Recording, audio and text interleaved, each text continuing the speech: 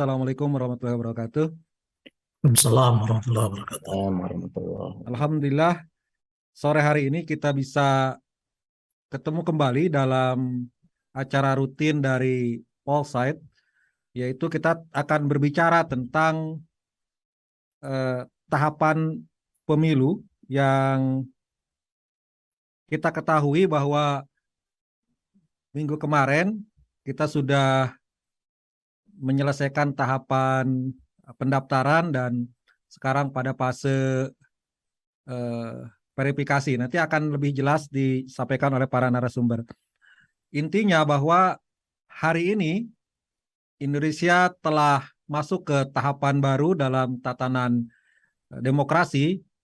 Kita sudah resmi memasuki ajang kontestasi di 2024 dengan adanya pendaftaran partai-partai politik.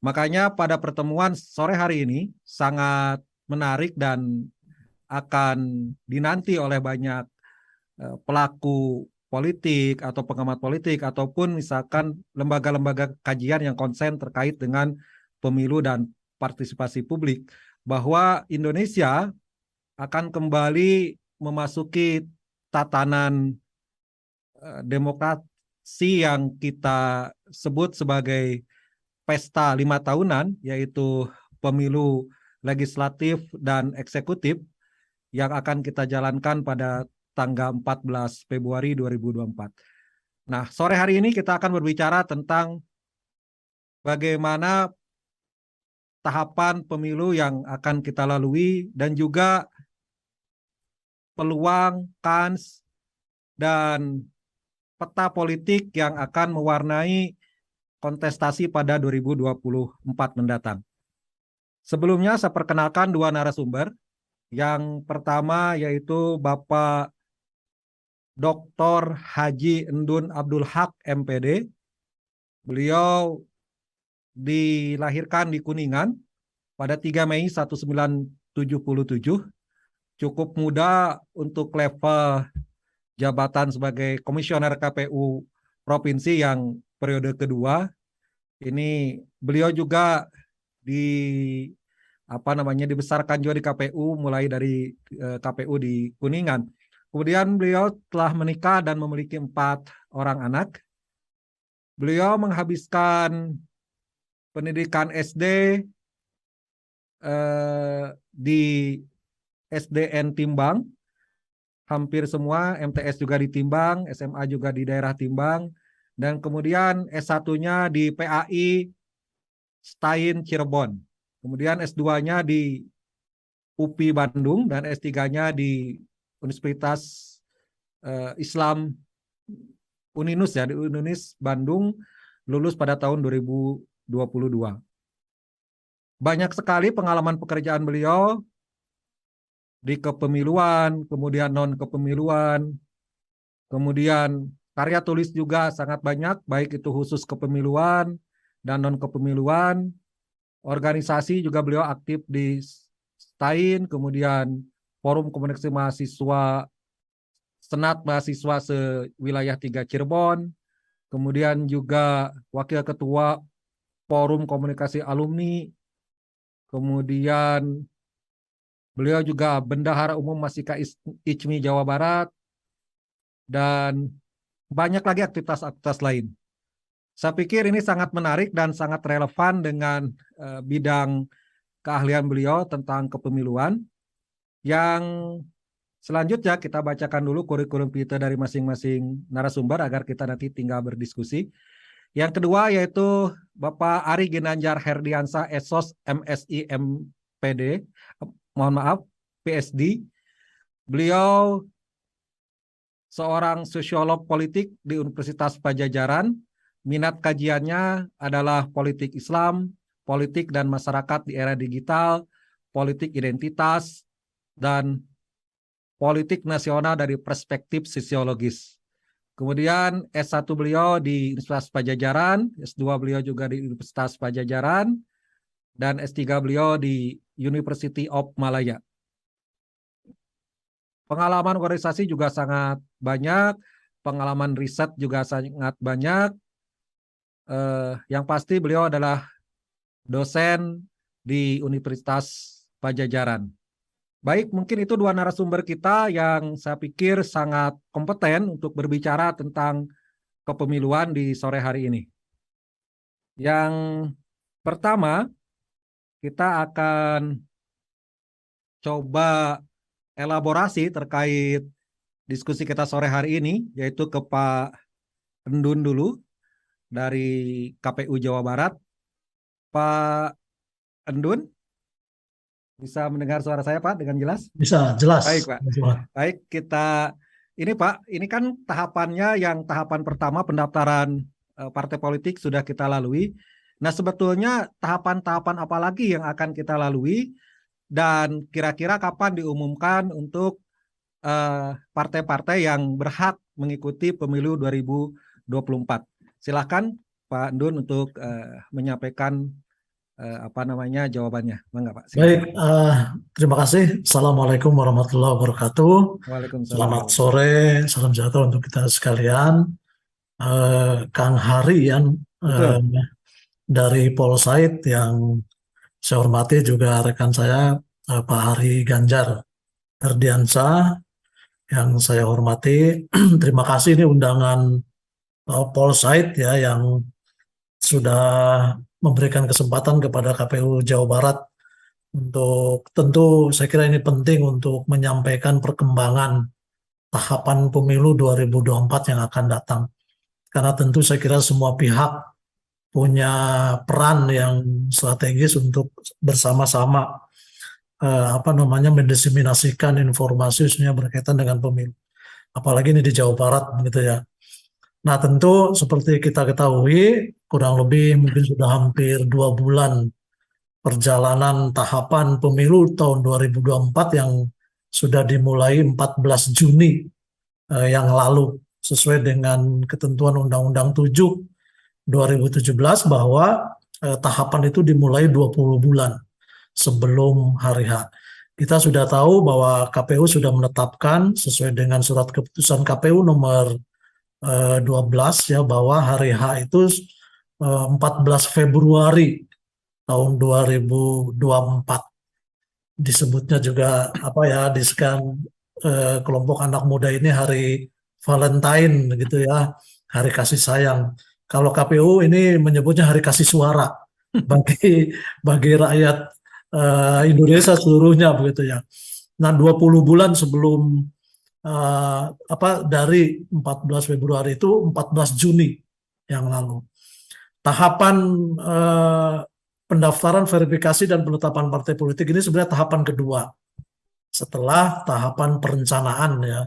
KPU RI sebagai tentu menjadi leading sektor memimpin kepemiluan seluruh Indonesia, ini sudah memulai tahapan perencanaan dari mulai anggaran, kemudian tahapan jadwal, termasuk juga tahapan penyusunan regulasi ya, peraturan-peraturan KPU. Di tahapan yang kedua adalah pendaftaran, verifikasi, dan penetapan partai politik. Seperti kita ketahui, sejak awal sudah sering disebut ya di berbagai media, ada 75 partai politik yang berbadan hukum di Kementerian Hukum dan HAM. Kemudian pada proses selanjutnya, KPU RI melalui tentu proses pembukaan pendaftaran yang diawali oleh permohonan akses SIPOL. SIPOL ini satu sistem informasi partai politik yang memang disyaratkan bagi partai politik yang akan mengikuti kontestasi sebelum pendaftaran itu meminta akses SIPOL. Dari 75 partai politik ini ada 43 partai politik yang meminta akses SIPOL. Dari 43 ini ternyata yang mendaftarkan ke KPU, datang ke KPU, kemudian mengisi SIPOL, itu 43 partai politik. 40 partai politik, mohon maaf. Jadi 43 yang meminta akses SIPOL, kemudian 40 partai politik yang mendaftar, dan terakhir saya kira beberapa waktu yang lalu, dari 40 partai politik ini 24 partai politik yang dinyatakan lengkap dokumennya pada saat pendaftaran, sisanya adalah 16 partai politik yang dinyatakan tidak lengkap dan dikembalikan proses pendaftarannya. Dengan demikian, tentu kami sekarang KPU seluruh Indonesia, termasuk di Jawa Barat ini sedang melakukan verifikasi administrasi keanggotaan partai politik sejumlah 24 partai politik. Nah, 16 partai politik yang dinyatakan tidak lengkap, saya kira pada hari ini tadi tanggal 25 ya hari ini itu dimulainya sidang pemeriksaan di Bawaslu. Saya kira tadi ada putusannya, ada yang diterima dan ada yang ditolak. Jadi praktis Kang Hari, 24 partai politik yang sedang kami lakukan proses penelitian administrasi atau verifikasi administrasi keanggotaan gitu ya. Itu yang kemudian kami berarti sudah mulai kurang lebih tanggal 16 kemarin kami di Jawa Barat itu sedang melakukan proses penelitian administrasi, dan seperti kita ketahui Jawa Barat ini terbanyak ya. Kami mendapat total data keanggotaan partai politik yang lagi di Vermin ini kurang lebih 943.000 data keanggotaan partai politik di Jawa Barat saja yang harus kami lakukan verifikasi administrasi yang tersebar di 27 kabupaten kota. Demikian Kang Hari. Baik Pak, ini menarik sekali. Berarti 24 ini itu lolos ke tahap berikutnya, kurang lebih seperti itu Pak ya. Betul. Nah, kemudian apakah ada kemungkinan dari 24 partai politik itu ada yang tereliminasi Pak? Jadi tahapan pendaftaran, verifikasi, dan penetapan partai politik ini tentu ada fase-fase yang harus dilewati, gitu ya. Jadi setelah proses pendaftaran yang tadi saya sebut, dari 40 hanya 24 yang dinyatakan lengkap, 24 yang dinyatakan lengkap ini mengikuti fase kedua, yaitu verifikasi administrasi. Verifikasi administrasi ini sampai dengan tanggal 29, sebenarnya 29 Agustus dilakukan proses verifikasi administrasi, kemudian nanti KPU RI tentu memberikan hasil verifikasi administrasi ini kepada partai politik, karena kami juga tahu ini kurang lebih hampir sudah 2 minggu kami melakukan verifikasi, itu banyak juga keanggotaan partai politik yang disyaratkan minimal 1.000 atau 1/1000 keanggotaan di setiap kabupaten kota. Setelah kami melakukan verifikasi administrasi ini banyak yang kurang juga, dari mulai banyak keanggotaan yang tidak memenuhi syarat, kemudian ada juga kegandaan dan lain-lain. Nah, sampai tanggal 29 kemudian kami nanti tentu melakukan rekapitulasi dari 27 kabupaten kota kalau di Jawa Barat. Kemudian nanti kami lapor ke KPU RI, tentu KPU RI akan melakukan rekapitulasi secara nasional dari 34 provinsi. Kemudian nanti di awal September itu KPU RI akan memberitahukan kepada partai politik ini hasil verifikasi administrasinya.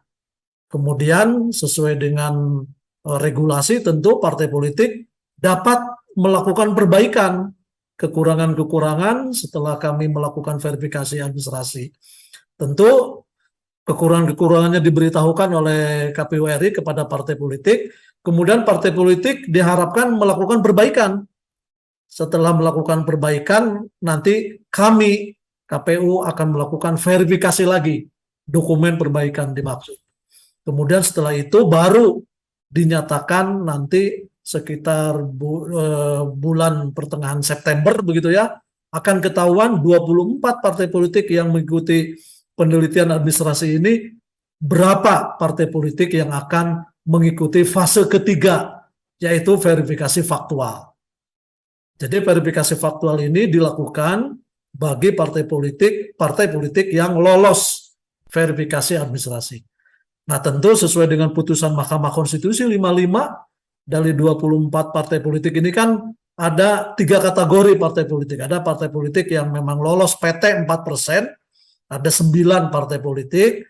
Kalau mereka lolos di tahap pertama Vermin ini berarti dengan sendirinya yang lolos parliamentary threshold 4% ini lolos mengikuti tahapan proses apa namanya tinggal penetapan saja gitu ya.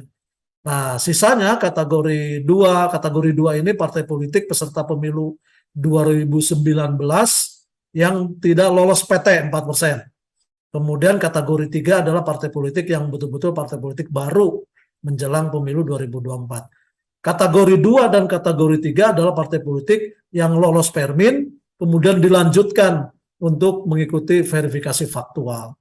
Jadi ada kira-kira 2 etape lagi lah begitu, partai politik nanti dinyatakan dan ditetapkan menjadi partai politik peserta pemilu 2024. Tepatnya nanti 14 Desember itu akan ketahuan berapa partai politik yang akan mengikuti kontestasi di pemilu 2024 yang akan datang.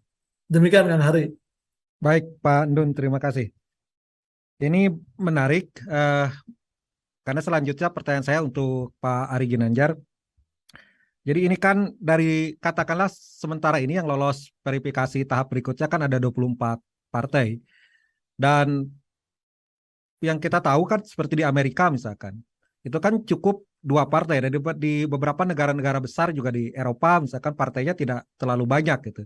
Di kita yang lolos parliamentary threshold aja itu kan ada 9 partai. Mungkin ditambah partai-partai yang kemarin juga sudah eksis, katakanlah misalkan Perindo, kemudian Hanura, dan partai-partai baru pun sekarang saya lihat memiliki figur yang tidak kalah mentereng lah untuk dijadikan sebagai vote getter, atau paling tidak memberikan trust bagi kader-kader di bawah untuk membentuk organisasi di level bawah selain di tingkat DPP. Nah, pertanyaan saya adalah dari perspektif keilmuan Pak Ari di sosiologi, bagaimana kira-kira gambaran umum terkait skenario pemilu di 2024? Apakah ini ya akan banyak seperti yang kita pahami hari ini, misalkan banyaknya politik identitas, kemudian banyaknya juga serangan-serangan etnis dan sebagainya yang itu berpotensi juga untuk menimbulkan ketidakstabilan di negara kita. Silakan Pak Ari, bagaimana kira-kira skenario di 2024 dengan banyaknya partai politik yang katakanlah sementara ini kan 24 yang lolos verifikasi selanjutnya gitu. Oke, baik. Terima kasih Kang Hari. Assalamualaikum warahmatullahi wabarakatuh. Waalaikumsalam Yang warahmatullahi hormati juga Kang Hari dan Pak Andun. Terkait dengan pertanyaan yang diajukan Kang Hari ya, apakah di 2024 politik identitas ini kembali muncul sebagaimana yang terjadi di 2014 atau 2019 ya. Nah, sebetulnya secara optimis ya, pandangan optimis, kita melihat ke arah sana itu ada beberapa indikasi yang tidak mengarah ke politisasi identitas seperti yang terjadi di tahun-tahun atau pemilu yang telah lalu. Ya, meskipun ada juga sedikit indikasi ke arah sana ya. Misalnya calon katakanlah Pak Anies Baswedan yang kemudian sekarang sudah mulai dibentur-benturkan dengan Pak Ganjar Pranowo. Dan di belakangnya itu sudah terbentuk para aktor, para pelaku yang memang sudah bermain di sebelumnya. Ya, misalnya di belakang Pak Ganjar itu ada barisan pendukungnya Pak Jokowi, ya relawan-relawan Jokowi itu mayoritas ada di sana. Kemudian juga relawan Pak Prabowo, juga kebanyakan terutama dari kalangan konservatif Islam ya, itu ada di belakangnya Pak Anies Baswedan sekarang. Dan perdebatan ataupun juga saling serang ya di media sosial kita sudah lihat ya gejala-gejala sana ya. Nah, tetapi di saat yang sama sebetulnya di tataran elit ini masih cair ya. Masing-masing partai juga berkomunikasi terbuka ya, satu dengan yang lainnya. Dan terakhir kita lihat bagaimana Partai Nasdem bertemu dengan PDIP kemudian mewacanakan Anies dengan Puan ya. Jadi kemudian juga Anies dengan Ganjar ya, dan berbagai macam kombinasi yang sebetulnya mereka untuk mengetes air ya, cek ombak ya.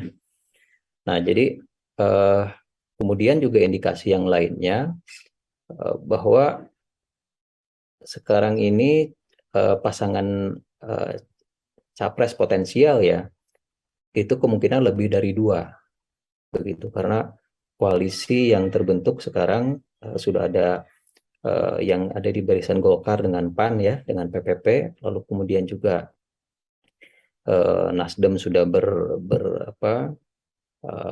intens ya berkomunikasi dengan Partai Demokrat ya, dan juga PDIP yang percaya diri untuk mengajukan calonnya sendiri meskipun juga nampaknya akan berkoalisi.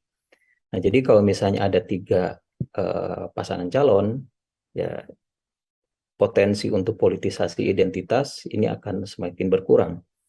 Dan kalau kita perhatikan juga komentar beberapa elit, ya mereka menghendaki 2024 ini tidak terjadi lagi perang ataupun konflik ya, perang cyber ya, ataupun konflik yang mengedepankan politisasi identitas ya.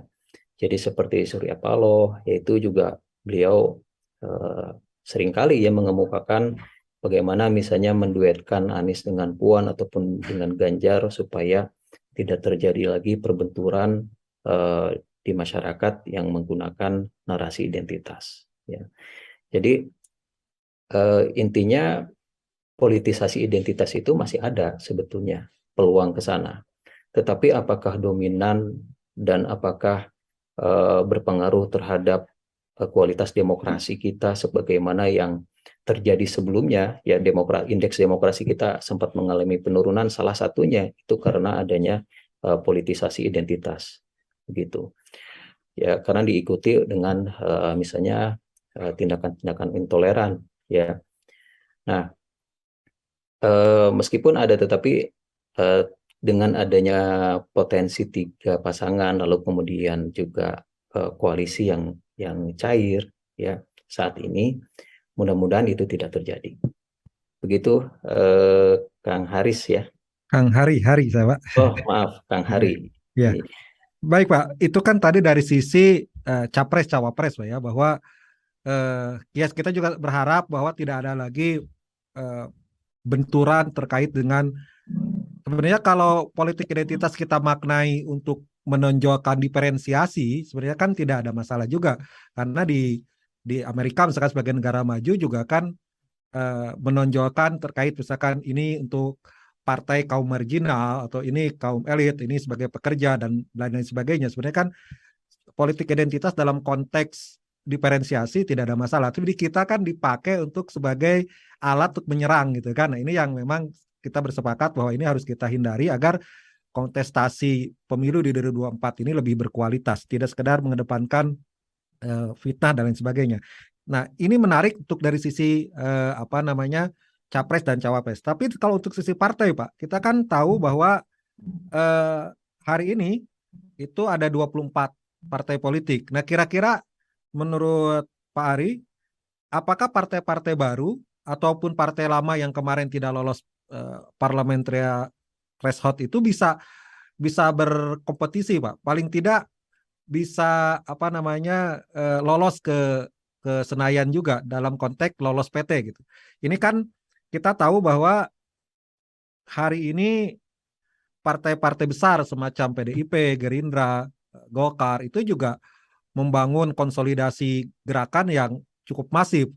Nah, tapi di sisi lain muncul juga gerakan-gerakan dari partai-partai kecil yang juga ingin istilahnya melakukan akselerasi untuk bisa menyaingi partai-partai besar ini. Nah, kira-kira persaingannya seperti apa sih Pak antara partai lama dengan partai baru untuk di 2024 ini?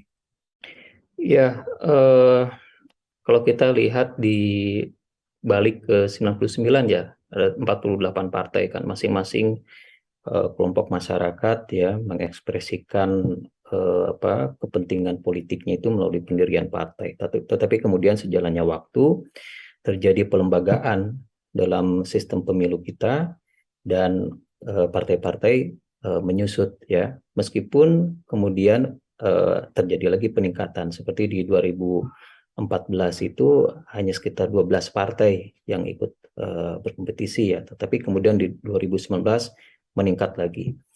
Nah, semakin partai itu terlembaga sebetulnya, maka semakin mereka memiliki akar yang kuat di masyarakat, memiliki basis massa yang kuat. Ya, jadi punya identifikasi ya, party ID. Ya, meskipun di Indonesia party ID itu termasuk rendah ya, tergolong rendah, tetapi saya kira sekarang ini partai-partai sudah mulai memiliki basis massa yang kuat ya. Dan inilah yang menjadi keunggulan dari partai-partai besar sebetulnya, seperti partai-partai yang sudah lolos parliamentary threshold kemarin ya. Nah, dan masyarakat pun sudah merasa, sebagian besar ya, sudah merasa terwakili dengan partai-partai yang ada gitu kan. Karena partai-partai yang ada ini ya sudah merepresentasikan basis-basis tertentu ya.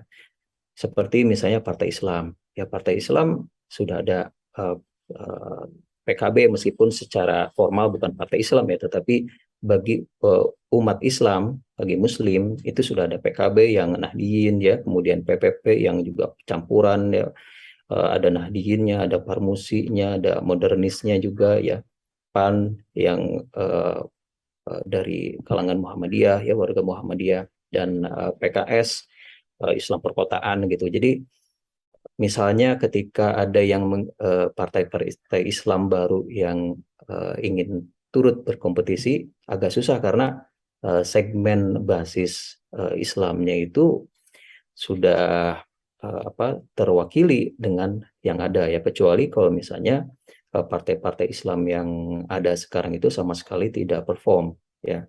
Tetapi kita lihat partai-partai berbasis Islam yang ada sekarang ini justru menunjukkan kinerja elektoral yang bagus ya, seperti PKB, kemudian PKS juga meningkat hasil suaranya ya, PAN juga demikian. Nah, kemudian di partai-partai nasionalis juga sama ya, PDIP, Golkar itu semakin kuat. Jadi inilah menurut saya tantangan yang dihadapi oleh partai-partai baru ya, di mana mereka harus menentukan positioning yang berbeda dengan partai-partai yang ada ya. Ada satu partai yang sebetulnya potensial, yaitu Partai Buruh, karena mereka merepresentasikan segmen yang spesifik ya, di mana golongan buruh ini juga banyak ditarget oleh partai-partai besar ya. Hampir semua partai itu mengedepankan isu-isu yang mewakili kepentingan kaum buruh. Nah, jadi kita akan lihat bagaimana kaum buruh yang spesifik ya, merepresentasikan buruh, meskipun buruh itu bukan hanya pekerja pabrik ya, termasuk juga kalangan dosen ya, kalangan misalnya semua pekerja yang namanya pekerja itu juga termasuk buruh sebetulnya. Nah, bagaimana mereka misalnya bisa membranding ya partainya itu menjadi cakupannya lebih luas dan bisa diterima gitu kan. Nah, jadi saya kira di 2024 itu akan sangat besar ya tantangannya untuk partai-partai baru, dan ya memang diharapkan ya secara teoritis bahwa ketika jumlah partai itu semakin kecil ya, maka perpolitikan kita itu semakin stabil ya. Meskipun di Indonesia ada keunikan juga, karena meskipun kita multi partai presidensial ya, tetapi kita cenderung stabil, berbeda dengan di Amerika Latin yang tidak stabil ya, pergantian presiden, impeachment itu sering terjadi karena dia multi partai. Saya kira itu sementara Kang Hari. Baik. Kalau dari paparan Bapak tadi, seolah-olah ingin mengatakan bahwa partai-partai baru itu agak sulit bersaing gitu Pak ya. Nah, bagaimana dengan pecahan-pecahan partai kayak misalkan PKS ada pecahannya Gelora, kemudian PAN juga ada pecahannya Partai Umat dan seterusnya itu. Apakah kemudian eksistensi partai lama ini juga akan terganggu atau justru sebaliknya partai baru ini yang akan mati dengan sendirinya, katakan seperti itu. Gimana nih Pak Ari tanggapannya? Iya, saya kira menurut pandangan saya sulit bagi partai-partai baru ya. Misalnya Partai Gelora, kemudian Partai Umat, karena eh, struktur partai yang sebelumnya, misalnya PKS itu sudah sangat kuat dan juga solid ya. Jadi konflik yang mereka alami, misalnya Partai Gelora itu kita nggak bisa lepas dari konflik yang dialami oleh PKS. Ya, tetapi PKS bisa melalui konflik itu dengan baik dan mendapatkan kepercayaan dari para pemilihnya ya, terbukti dengan jumlah suaranya yang meningkat dari 6%, 6 sekian persen ke 8 sekian persen. Kemudian PAN juga demikian ya, meskipun terjadi konflik, kemudian Pak Amin Rais tokoh sentralnya keluar, tetapi mereka bisa melalui konflik itu dengan baik ya. Partai terkonsolidasi, jadi tidak ada perpecahan misalnya DPD PAN ya sekian puluh persen mengundurkan diri dan berubah menjadi Partai Umat, kan tidak terjadi seperti itu gitu. Demikian juga PKS ya. Jadi secara struktural partai itu solid ya. Jadi itulah kenapa saya mengatakan bahwa partai-partai baru ini yang pecahan ya dari partai lama itu akan sulit menyaingi partai-partai yang sebelumnya, karena apalagi basis mereka itu sama kan sebetulnya. Baik, terima kasih. Kemudian kembali ke Pandun. Pandun ini kan ada apa ya? Mungkin pendapat yang sinis lah gitu ya. Bahkan sempat viral juga di sosial media bahwa kalau di negara lain itu untuk mengetahui hasil pemilu itu kan butuh waktu, ada yang berminggu-minggu, berbulan-bulan, ada juga berhari-hari. Katanya kalau di kita sebelum pemilu dilaksanakan hari hanya kita sudah tahu siapa pemenangnya. Nah, pertanyaan saya adalah bagaimana KPU untuk menjaga marwahnya agar bisa dipercaya oleh masyarakat bahwa hasil pemilu itu adalah betul-betul suara rakyat yang apa namanya yang harus kita hargai bersama, bukan katakanlah bukan agenda setting dari salah satu pihak. Nah, apa yang dilakukan KPU dari mulai hari ini dan seterusnya ke depan untuk menjaga marwah KPU itu tadi, Pak? Silakan Pak tanggapannya, Pak. Ya, memang ada apa namanya, ada asumsi kita ini kan dalam sejarah pemilu itu kan sudah 12 kali pemilu ya dalam apa namanya dalam perjalanan sejarah pemilu di Indonesia dari mulai 55 ya 71, 77, 82, 87, 92, 97, 99 sampai dengan 2019 kemarin. Jadi 12 kali pemilu. Tentu kalau ada asumsi tadi bahwa pemilu-pemilu zaman Orde Lama lah begitu ya. Lalu pemilu di Indonesia ini pemilunya belum tapi hasilnya sudah ketahuan begitu ya. Tentu saya kira dalam konteks pemilu kontemporer sekarang lah begitu ya. Apalagi sejak zaman reformasi dan tentu kategori pemilu demokratis itu kan predictable proses, unpredictable result gitu ya, bahwa pemilu yang demokratis itu adalah pemilu yang memang bisa diprediksi prosesnya, tahapan, jadwal, programnya, tetapi hasilnya tidak bisa diprediksi, gitu ya. Ini yang saya kira tentu menjaga marwah pemilu yang demokratis itu betul. Saya setuju, memang tidak hanya apa namanya ditentukan oleh satu aspek saja, misalnya penyelenggara. Prof. Jimli itu sering menyebut ya ada 3 pihak sebenarnya yang bisa membuat pemilu itu demokratis. Yang pertama adalah penyelenggara, yaitu KPU, Bawaslu, DKPP, menjadi satu kesatuan penyelenggara pemilu. Kemudian yang kedua adalah partai politik sebagai peserta pemilu dan calon perseorangannya, begitu ya. Karena peserta pemilu kan ada 2, ada partai politik dan perseorangan, anggota DPD, dan yang ketiga adalah pemilihnya. Nah, 3 serangkai dalam mewujudkan pemilu yang demokratis ini menurut saya komitmennya harus kuat begitu ya. Nah, sejauh ini saya kira di lingkup penyelenggara pemilu banyak langkah-langkah strategis yang sudah dilakukan oleh kami sebagai penyelenggara untuk mewujudkan pemilu yang demokratis, mempertahankan martabat penyelenggara pemilu yang saya kira betul-betul berintegritas lah begitu ya. Misalnya satu soal bagaimana melibatkan teknologi informasi ya dalam tahapan penyelenggaraan pemilu. Jadi Bapak Ibu sekalian, saya kira sejak pemilu langsung 2004 ya, keterlibatan atau penggunaan teknologi informasi ini sangat sangat luar biasa. Kita sudah punya paling tidak 13 sistem informasi yang digunakan oleh KPU, terutama dalam menjaga marwah integritas hasil begitu ya, integritas proses dan integritas hasil. Ini salah satunya di tahapan ini adalah SIPOL, Sistem Informasi Partai Politik. Bagaimana SIPOL didesain tidak hanya sebagai tools, sebagai alat bantu, tapi bagaimana SIPOL ini juga digunakan untuk transparansi proses pendaftaran, verifikasi, dan penetapan partai politik. Bagaimana SIPOL ini digunakan untuk melibatkan publik yang sangat luas, begitu ya. Sekarang Bapak Ibu sekalian, partai politik atau masyarakat bisa mengakses SIPOL. Saya namanya dicatut enggak ya oleh partai politik, dan kita sudah banyak pengaduan gitu.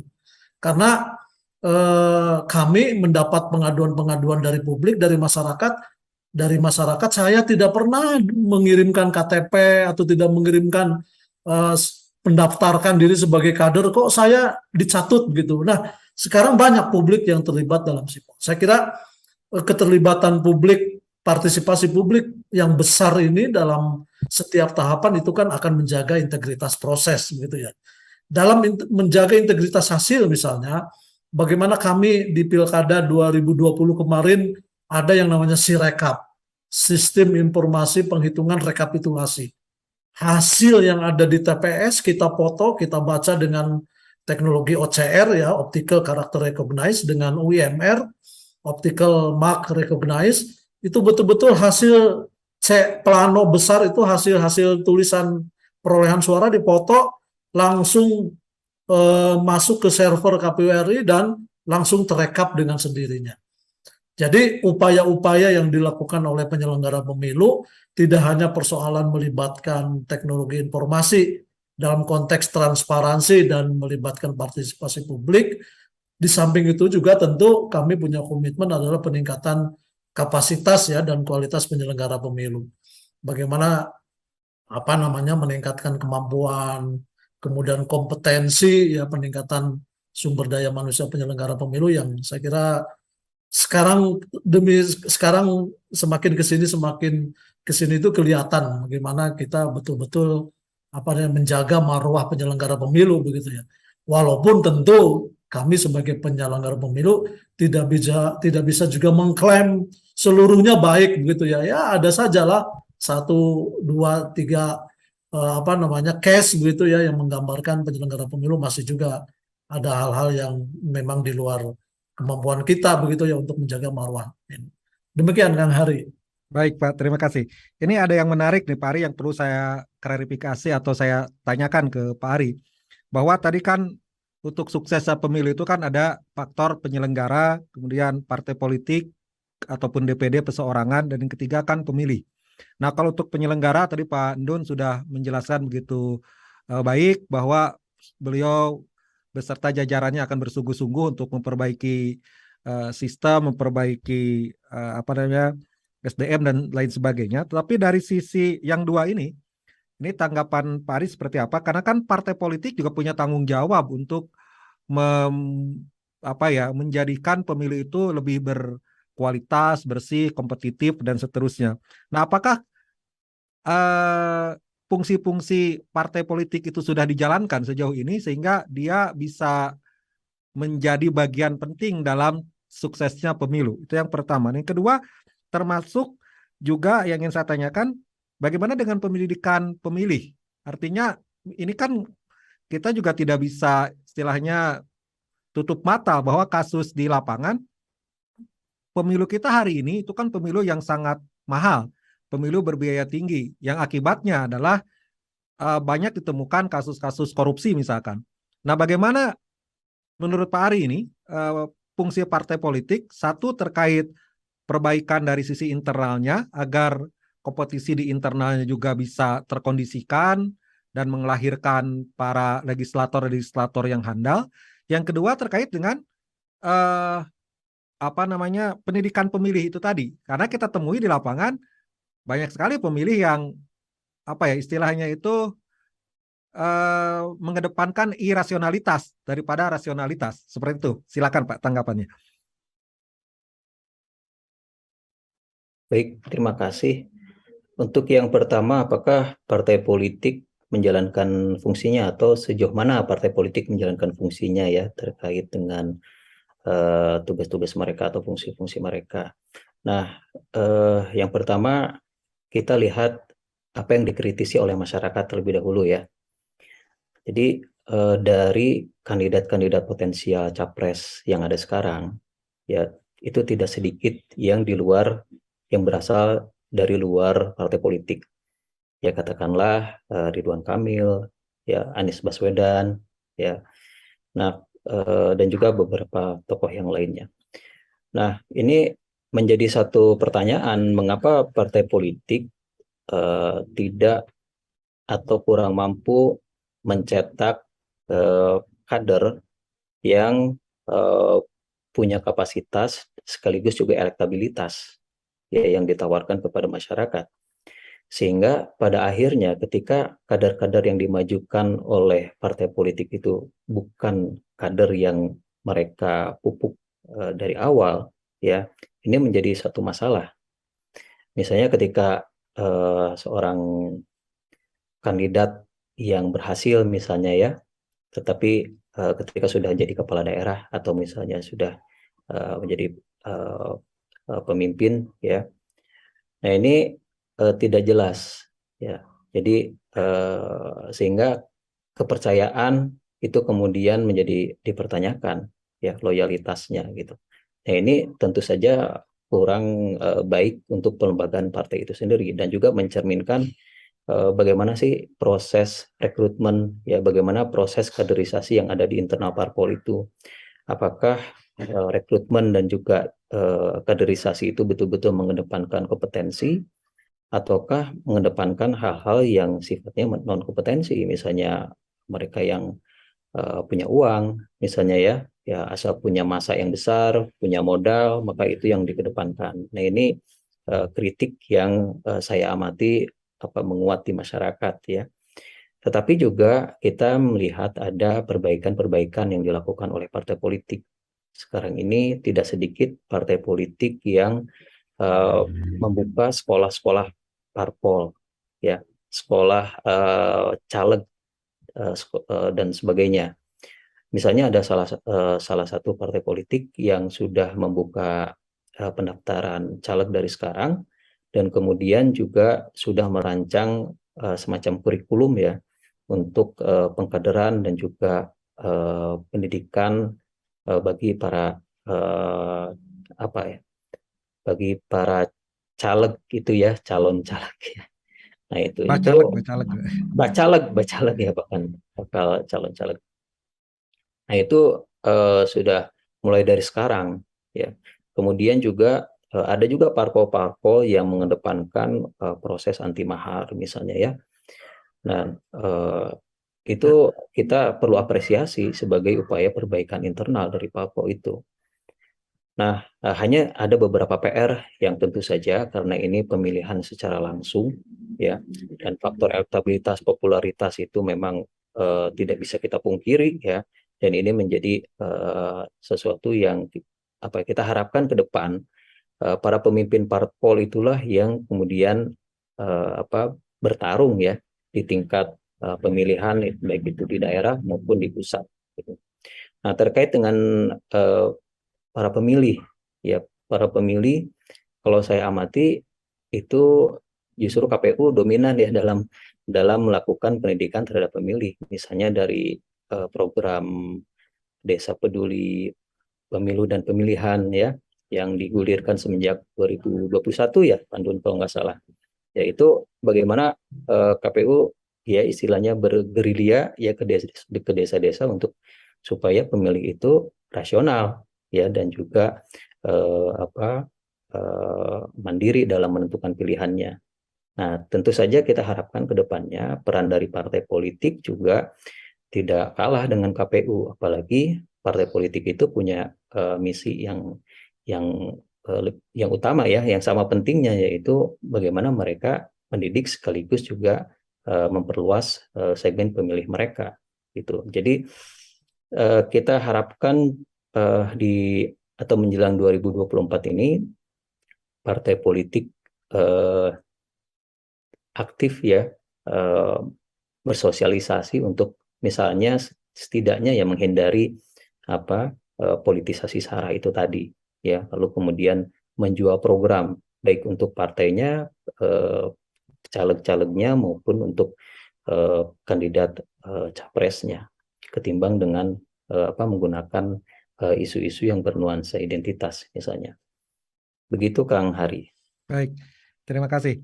Nah ini nyambung tadi Pak. Tadi sebenarnya kan ingin saya tanyakan kan tadi dari apapun pendidikan pemilih itu dari perspektif parpol. Nah tadi udah dijawab sebagian oleh Pak Ari bahwa justru yang aktif KPU, parpol itu sendiri sejauh ini salah satu fungsi parpol itu kan melakukan selain rekrutmen kan sebenarnya pendidikan politik kepada masyarakat. Cuman ternyata dan harusnya sinergis antara parpol dengan penyelenggara pemilu. Kalau penyelenggara pemilu memang itu kan amanat yang dibebankan kepada penyelenggara pemilu untuk melakukan pendidikan. Nah, pertanyaan saya adalah apakah KPU juga seperti pemilu-pemilu sudah akan melibatkan misalkan ormas atau organisasi-organisasi pemerhati pemilu dan misalkan pelajar lembaga pendidikan Pak, dan sejauh mana persiapan untuk melakukan sosialisasi dan pendidikan politik kepada masyarakat, karena kan seperti yang kita pahami hari ini genderang pemilunya sudah cukup nyaring, tetapi mereka fokusnya ke capres-cawapres Pak. Untuk ke pemilu legislatif ini tidak sekencang pemilihan presiden. Nah ini kan dikhawatirkan kualitas dari pemilu itu sendiri kan agak menurun karena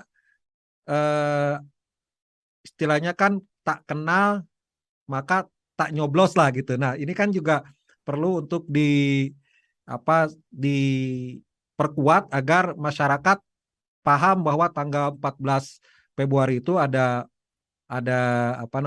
pemilu legislatif dan calonnya ABC dan seterusnya. Nah, maksud saya pertanyaannya kira-kira apa aja yang sudah dilakukan oleh KPU terkait dengan pendidikan pemilih ini dan lembaga mana saja yang akan diajak untuk berkolaborasi untuk melakukan pendidikan, sosialisasi dan kampanye terkait dengan penyelenggaraan pemilu di 2024 ini. Kami persilakan Pak Andu untuk menanggapi. Ya, terima kasih. Jadi memang bicara tugas dan fungsi KPU dalam civic education ya atau voters education memang saya kira berbagai hal, banyak hal begitu ya. Cuman memang betul dalam konteks pendidikan pemilih, memang saya juga belum menemukan regulasi yang tepat begitu. Apakah pendidikan pemilih ini dilakukan oleh Komisi Pemilihan Umum atau KPU ini lebih ke sosialisasi begitu ya. Tetapi tentu saya kira tidak memperdebatkan diksi sosialisasi pemilu atau pendidikan pemilih-pemilu begitu ya. Tetapi tentu saya kira KPU punya kewajiban bagaimana mewujudkan atau membentuk para pemilih juga yang smart voters begitu ya ataupun rasional voters. Tetapi dalam konteks tanggung jawab bersama, saya kira setuju bahwa pendidikan pemilih ini harus dilakukan oleh semua pihak, begitu ya.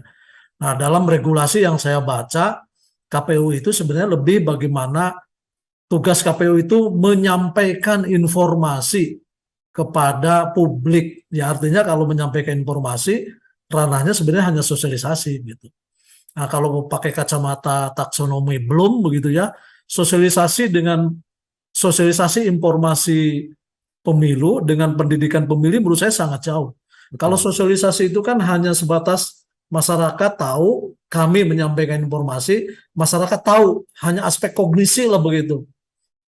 ranahnya ranah kognisi. Tapi kalau pendidikan pemilih tidak hanya kognisi, tapi kognisi, afeksi sampai psikomotor. Kemudian juga kurikulumnya juga jelas, silabusnya harus jelas, kemudian waktunya juga cukup lama dan lain-lain begitu ya.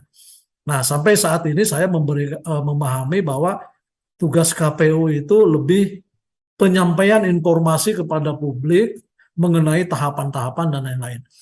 Tugas pendidikan pemilih, tugas bagaimana mewujudkan pemilih yang cerdas dan lain-lain, sebenarnya dilakukan oleh lembaga-lembaga atau institusi-institusi seperti halnya partai politik gitu. Saya kira eksplisit itu dalam undang-undang partai politik, salah satu fungsi tugas partai politik adalah melakukan pendidikan pemilih. Apalagi sudah disupport anggarannya oleh bantuan keuangan pemerintah daerah, bantuan keuangan oleh APBN dan lain-lain gitu. Tetapi saya kira semakin strategisnya peran dan fungsi KPU sebagai penyelenggara pemilu, pada akhirnya mau tidak mau KPU juga punya desain ya, bagaimana mewujudkan, bagaimana menciptakan pemilih juga yang smart, gitu ya, pemilih juga yang cerdas, kemudian pemilih juga yang partisipatif. Betul tadi sudah disampaikan program-program KPU sekarang kita punya namanya DP4, Desa Peduli Pemilu dan Pemilihan, gitu ya. Nah, tentu langkah-langkah yang dilakukan oleh KPU ini bagaimana setiap setiap desa ya itu dilahirkan pionir-pionir ya atau tokoh-tokoh yang betul-betul menjadi penggerak gitu ya. Saya kira tidak hanya KPU, Bawaslu juga sekarang bagaimana menciptakan sekolah kader partisipasi pengawas partisipatif misalnya.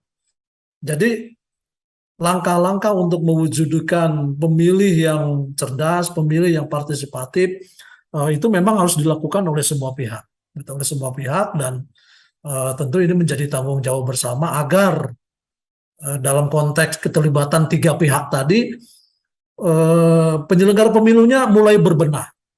Ya, bagaimana soal mewujudkan integritas, bagaimana mewujudkan pemilu tidak hanya integritas proses tapi integritas hasil, kita sudah mulai berbenah. Pemilihnya juga saya kira kita terus dorong, semua pihak harus dorong, pemilih itu harus cerdas. Tidak mau diiming-imingi menjadi pemilih yang pragmatis, kemudian juga banyak saya kira fenomena yang kalau dalam pemilu itu banyak hal lah begitu ya, menggambarkan para pemilih kita dan lain-lain. Kemudian juga tentu pihak yang ketiga adalah peserta pemilunya juga, ayo kita mulai berbenah. Bagaimana pemilu ke depan ini kita tanggung jawab menjadi pemilu yang terbaik lah begitu ya. Paling tidak diukur outputnya atau hasil pemilunya ini yang berintegritas. Jadi Kang Hari, langkah-langkah KPU ini secara internal tentu kita punya kewajiban, komitmen untuk melakukan perbaikan-perbaikan gitu ya. Quality continuous improvement lah begitu. Kita terus melakukan sisi-sisi perbaikan yang terus-menerus dari sisi kualitas. Tata kelola pemilunya kita sudah mulai ada perbaikan-perbaikan. Membuka transparansi partisipatif. Tapi untuk mewujudkan pemilih, ayo kita bareng-bareng, tidak bisa KPU saja. Kita melakukan perbaikan di internal kita. Ayo kita untuk pemilih kita bareng-bareng. Saya kira kaum akademisi, kampus, ya, pemerintah, kemudian NGO, media, saya kira para pemangku kepentingan, penggerak pemilu juga, ayo kita bersama-sama mewujudkan pemilih kita yang lebih cerdas gitu. Nah, pun demikian saya kira komitmen peserta pemilu juga harus melakukan pembenahan-pembenahan internal peserta pemilu begitu. Nah, kalau tiga pihak ini kita bekerja bersama-sama dan sama-sama bekerja untuk mewujudkan pemilu yang berkualitas, saya kira sedikit demi sedikit, saya kira pemilu ke depan akan lebih baik. Demikian Kang Hari. Baik, ini menarik kalau berbicara tentang pemilih Pak, maka ingin saya coba elaborasi lagi ke Pak Ari. Ini kan kita tahu bahwa pemilih kita itu kan dari pemilu ke pemilu selalu ada yang namanya pemilih pemula. Nah, kebetulan memang untuk 2022 ini itu kan atau mungkin 2024 itu kita pernah masuk pada fase di mana semua pendidikan itu kan diadakan via online gitu ya, via online. Ini kan merubah tatanan relasi sosial dan seterusnya.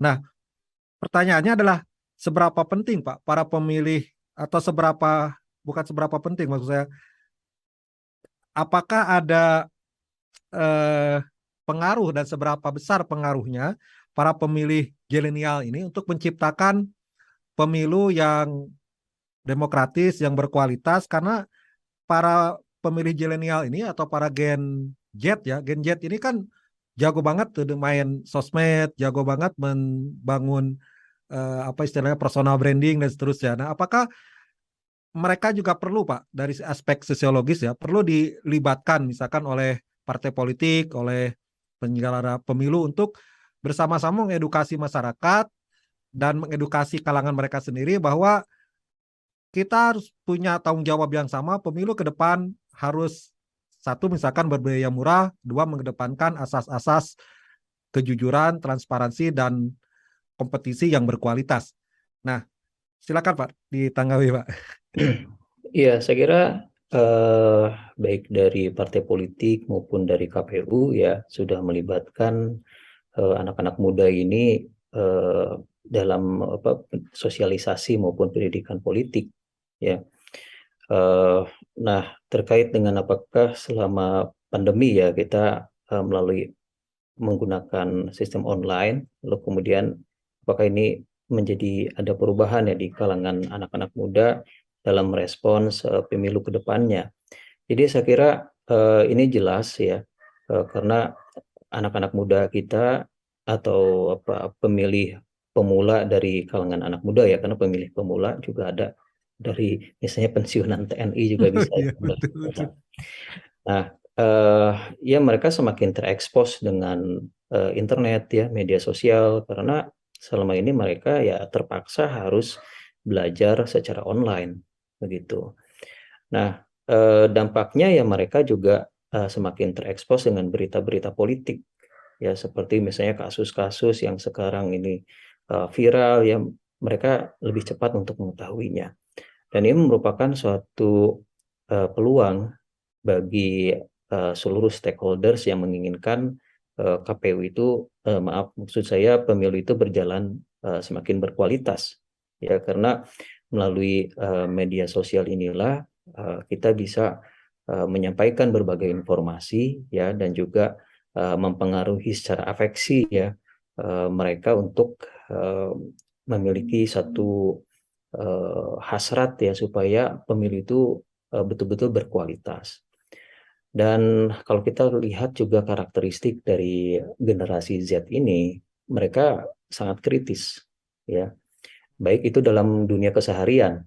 Jadi apapun itu mereka tanyakan, kenapa harus begini, kenapa begitu ya. Bahkan hal-hal yang dulu itu sering kali dianggap pamali, ya mereka tidak segan-segan untuk mempertanyakan itu kan, anak-anak sekarang itu. Dan ini merupakan satu karakter yang bisa positif untuk dalam konteks pemiluan ke depannya. Karena ketika misalnya ada partai politik ataupun kandidat yang mengedepankan isu-isu yang irasional, yaitu identitas dan sebagainya. Nah, anak-anak muda ini juga mempertanyakan gitu kan, kenapa saya tidak boleh memilih karena beda agama, kenapa saya tidak boleh memilih karena perbedaan suku dan lain sebagainya. Ya, jadi ini bisa menjadi sesuatu yang positif. Nah, namun demikian dari sisi partisipan ya, partai politik maupun para politikus juga kita harapkan bisa mengimbangi harapan-harapan dari para pemilih muda ini. Ya, kita tentu saja kita kecewa ya, misalnya ada bupati atau kepala daerah yang mewakili generasi muda tetapi tertangkap korupsi misalnya. Ya, kita pun menyayangkan misalnya ya generasi muda dari kalangan politikus itu, politikus dari kalangan generasi muda itu juga seringkali misalnya terlibat dalam ujaran-ujaran yang sensitif sara ya, dan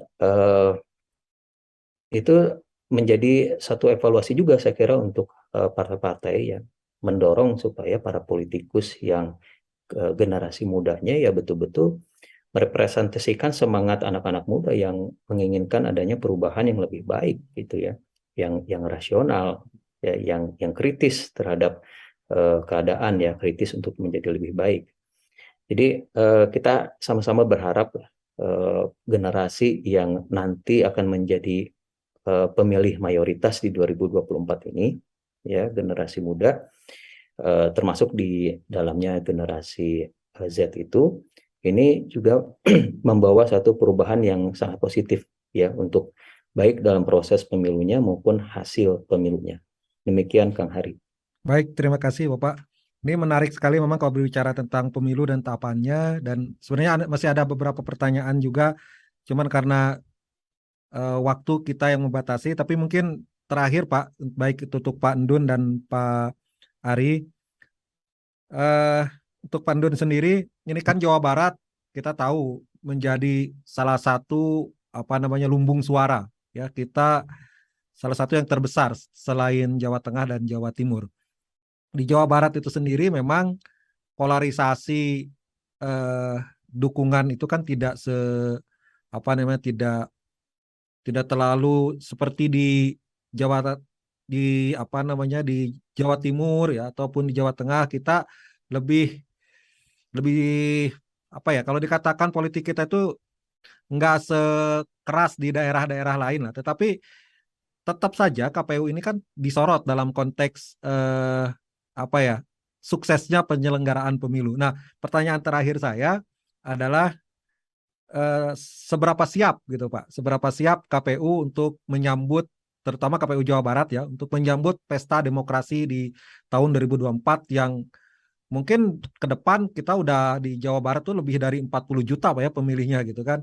Ini kan besar sekali dengan 27 provinsi, 27 kabupaten kota gitu kan, dengan wilayah yang sangat padat.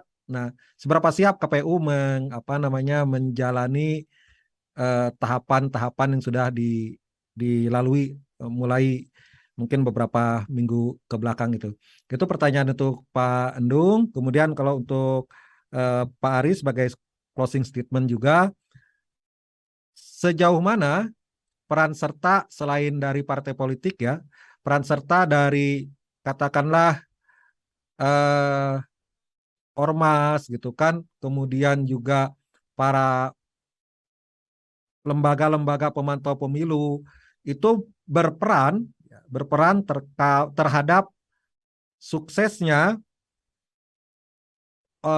sukses hasil. Yang ingin saya tanyakan adalah sukses hasil pemilu di 2024. Artinya, apakah peran-peran lembaga non-partai politik ini juga akan cukup menentukan untuk menghasilkan para legislator-legislator yang unggul dan juga capres-cawapres yang berkualitas. Itu pertanyaan saya. Silakan Pak Endun dulu, kemudian nanti langsung Pak Ari untuk menanggapi. Silakan Pak Endun. Ya, terima kasih Kang Hari. Jadi hakikat demokrasi itu kan dua, ya. Yang pertama adalah partisipasi. Kemudian yang kedua adalah kontestasi gitu. Nah, tentu kami di KPU Jawa Barat seperti challenging tadi yang disampaikan Kang Hari, sangat memahami betul bagaimana dinamika, kemudian juga potensi-potensi yang bisa saja muncul, ya. Apalagi ini Jawa Barat ini kan tadi penyangga ibu kota, daerahnya yang cukup besar, heterogenitas luar biasa, dinamika politiknya juga luar biasa. Saya bayangkan kalau di Jawa Barat meletup aja persoalan politik identitas ini luar biasa, bisa menggoyang Indonesia lah begitu, ya. Apalagi dengan potensi pemilih yang saya kira cukup besar begitu. Itu yang kemudian kami berkomitmen mengelola pemilu Jawa Barat ini ada treatment khusus begitu, ya. Nah, makanya salah satunya tadi hakikat demokrasi yang pertama adalah partisipasi. Kami betul-betul bagaimana menarik publik masyarakat Jawa Barat ini yang saya kira kedewasaan berdemokrasi Jawa Barat ini sudah teruji lah begitu, ya. Ada satu unik ini, fakta unik di Jawa Barat. Saya kira ini mungkin sering saya sampaikan. 2004, sejak pemilu langsung, itu tidak pernah ada yang namanya pemilu legislatif kita ini konstan menang gitu, ya. 2004 yang menang itu Partai Golkar di Jawa Barat. 2009 Partai Demokrat, 2014 PDI Perjuangan, 2019 kemarin Partai Gerindra. Tidak konstannya pemenang di pemilu legislatif Jawa Barat ini kan menggambarkan bahwa siapapun sebenarnya yang bisa menyajikan konten pemilu atau konten kampanye yang menarik, kemudian dan ini bisa saja dipilih oleh oleh rakyat Jawa Barat. Tapi satu sisi ini menggambarkan bahwa memang masyarakat Jawa Barat ini sudah dewasa, dan tentu bagaimana kedewasaan masyarakat Jawa Barat ini ditarik tingkat partisipasinya dalam setiap tahapan itu besar, karena saya kira semakin partisipatif masyarakat atau partisipatif publik ya mengikuti pemilu di setiap tahapan, ini akan semakin menjaga integritas proses dan integritas hasil. Itu yang pertama. Yang kedua, hakikat demokrasi itu adalah kontestasi. Bagaimana besarnya pemilih, bagaimana dinamika politik di Jawa Barat ini besar, dalam konteks kontestasi ini tetap tapi dilakukan dengan nyaman, damai begitu ya. Itulah yang kemudian kami di Jawa Barat selalu mengkampanyekan filosofi orang Jawa Barat, silih asa, silih asi, silih asu. Saya kira belasan kali pemilu di Jawa Barat, alhamdulillah tidak pernah ada yang namanya mungkin pembakaran, korban nyawa, dan lain-lain. Itu yang selalu kita kedepankan. Hayu, walaupun beda presiden, beda partai politik, beda caleg, beda pilihan, tapi hayu orang Sunda mah, orang Jawa Barat kita jaga. Makanya dalam pemilu 2024 yang akan datang, dalam konteks kontestasi ya, kita punya tagline gitu ya, akur sauyunan dan Jawa Barat babarengan. Itu yang selalu kita kampanyekan di Jawa Barat dengan potensi yang luar biasa dalam konteks kontestasi. Tapi hayu orang cuang akur sauyunan, hayu orang cuang babarengan gitu, mewujudkan pemilu yang damai di Jawa Barat. Jadi ini yang saya kira keberhasilan pemilu di Jawa Barat ini betul-betul harus kita kedepankan dalam konteks kontestasinya adalah akur sauyunan dan babarengan. Ini salah satu upaya kita KPU Jawa Barat menyelenggarakan pemilu yang beradab begitu ya, pemilu yang damai, pemilu yang aman, tetapi tetap demokratis ya, menjaga integritas proses dan integritas hasil. Dan alhamdulillah saya kira sejak pemilu langsung ya 2004 sampai dengan yang kemarin 4 kali pemilu itu bisa berjalan dengan lancar dan dengan baik. Saya kira itu Kang Hari. Baik, terima kasih. Silakan Pak Ari langsung tadi peran serta lembaga di luar KPU dan partai politik terkait suksesnya pemilu di 2024 mendatang. Iya, tentu saja sebagaimana yang disampaikan oleh Pak Ndun ya, bahwa partisipasi masyarakat di kita itu semakin baik, termasuk keterlibatan ataupun partisipasi dari LSM-LSM, kemudian juga komunitas ya, kelompok-kelompok masyarakat yang lainnya.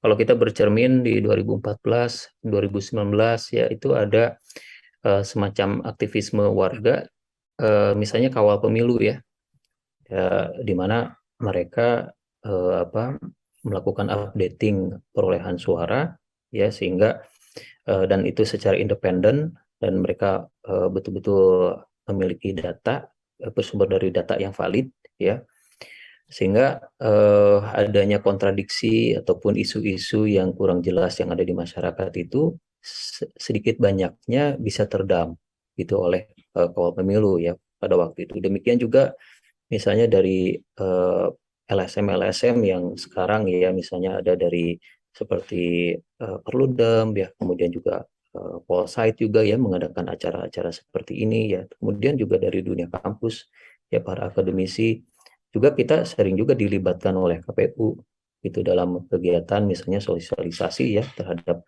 masyarakat gitu kan. Nah ini tentu saja akan berdampak terhadap hasil itu tadi, setidaknya hasilnya yang kredibel ya, yang akuntabel, sehingga dari hasil itu kan mendapatkan kepercayaan dari masyarakat ya. Kalau misal hasilnya dipercaya oleh masyarakat, maka kita akan menyaksikan pemerintahan yang stabil ya, dan juga pemerintahan yang terdorong untuk membuktikan kepercayaannya kepada masyarakat. Jadi kualitas demokrasi yang meningkat itulah yang sebetulnya yang diharapkan ya dari keterlibatan dari LSM maupun komponen-komponen masyarakat yang lainnya. Saya kira itu, Kang Hari. Baik, terima kasih Bapak dan Ibu sekalian yang menyaksikan acara ini. Sangat menarik pemaparan dari dua ahli kita, bahwa dua narasumber kita mempunyai pandangan yang sama, bahwa insya Allah pemilu di 2024 itu akan berjalan dengan damai, menghadirkan kompetisi yang sehat, dan melahirkan pemimpin-pemimpin yang berkualitas. Politik identitas tidak akan terlalu mendominasi pada pemilu di 2024. Ini terlihat dari makin dewasanya para pemilih kita dan makin berkembangnya wacana-wacana terkait dengan bagaimana Indonesia bisa maju bersama-sama seuyunan dan saling menghargai pilihan-pilihan masing-masing.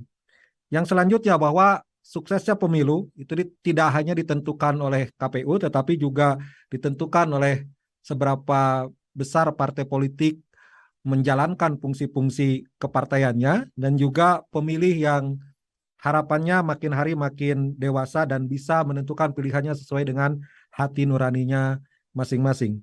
Selanjutnya, KPU, terutama KPU Jawa Barat, sudah siap dan memiliki strategi-strategi yang terencana dan terinci untuk menciptakan pemilu yang damai, yang berkualitas, terutama di Jawa Barat yang memiliki jumlah pemilih sangat besar di Indonesia.